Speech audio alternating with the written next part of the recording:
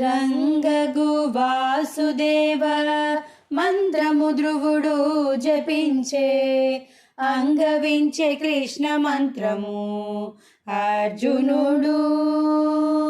ముంగిట విష్ణు మంత్రము మొగిసుకుడు పఠించే, వింగడమైన కునబ్బే వెంకటేశు మంత్రము.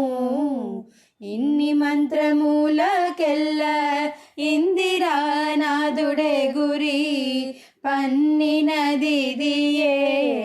పరబ్రహ్మ మంత్రము. నన్ను గావగలిగెబో నాకు గురుడియగాను, వెన్నెల వంటిది శ్రీ వెంకటేశు మంత్రము. అన్ని మంత్రములు ఇందే ఆవహించెను,